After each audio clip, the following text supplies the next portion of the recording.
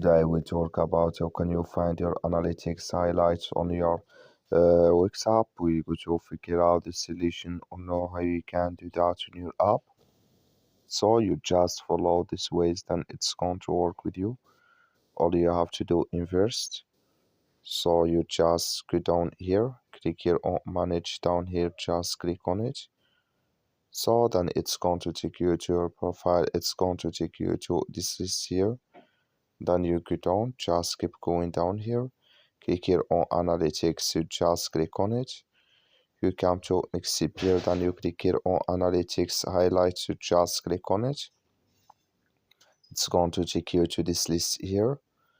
So you just switch into open video, then here it's going to show for you all analytics highlights you have in this list on your Wix app. That's all. Thank you for your watching. Don't forget to support us by liking, subscribe.